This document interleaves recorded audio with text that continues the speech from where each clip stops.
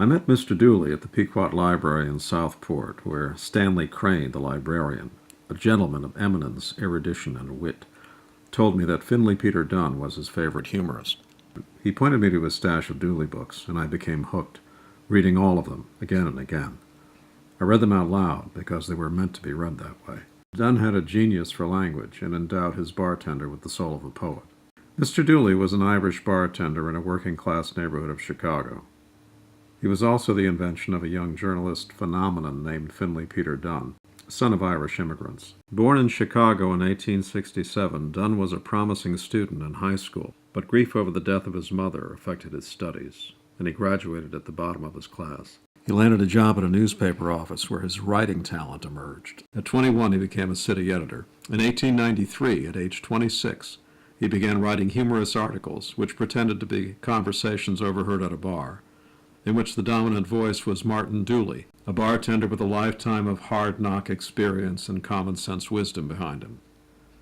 Whatever young Peter Dunne had learned as a reporter in Chicago enabled him to pass as an aging philosopher, cynic, and master of withering sarcasm, and his opinions on life in America made Mr. Dooley an American hero. His diverse readership included Mark Twain, Teddy Roosevelt, and James Joyce. Dooley Wilson named himself after the bartender. I was amazed by how much Mr. Dooley's commentary seemed current. But the more I thought about it, maybe it wasn't just his insight into human nature that made him seem timeless. Chicago in the late 19th century was an overgrown frontier town that epitomized America's post-Civil War explosion of wealth and industry, urban sprawl, and the social ills that came with it. Carl Sandburg was referring to Chicago when he said, "The difference between Dante, Milton, and me is that they wrote about hell but never saw the place." Rudyard Kipling visited Chicago in 1889 and said it reminded him of Calcutta. Its water is the Hooghly, its air is dirt, and the newspapers tell their clientele that the snarling of telegraph wires, the heaving up of houses, and the making of money is progress. Money could be made largely free of government regulations or concerns about worker safety or pollution.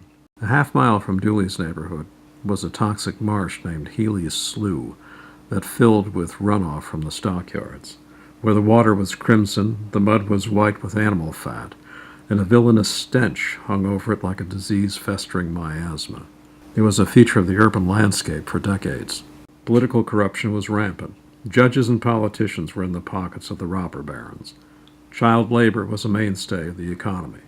Liquor and politics flowed freely together.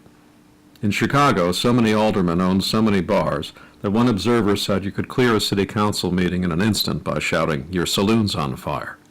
Slums were unspeakable. The only safety net was the organized charity that preached morality to the poor. As Mr. Dooley said, a man must earn the right to beg his bread by the sweat of his brow. He must be honest. He must be sober. He must be industrious. He must have a marriage license over the piano and a gold-edged Bible on the marble tabletop. I wonder why a man who's qualified to apply for relief don't apply instead for a cabinet position.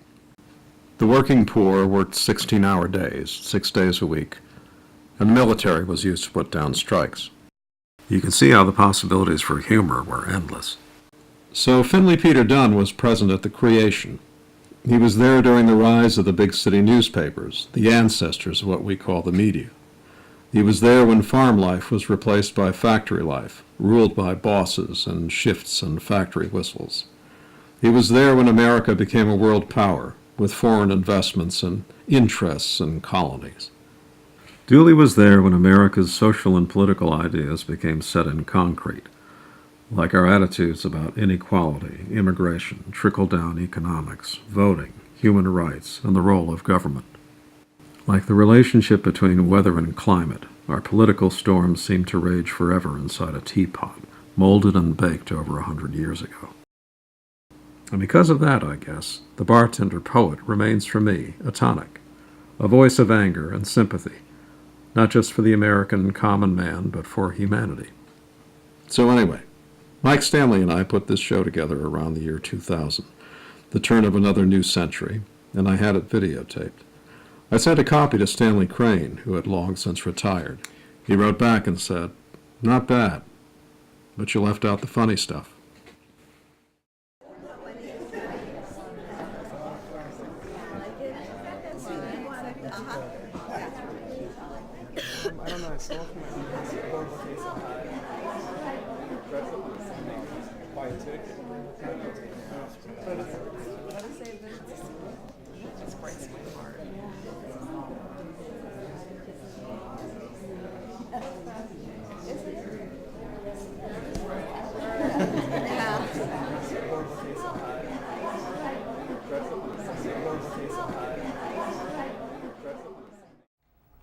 Nothing. Nothing in the paper again. William Jennings Bryan and some piffle on the Founding Fathers. John D.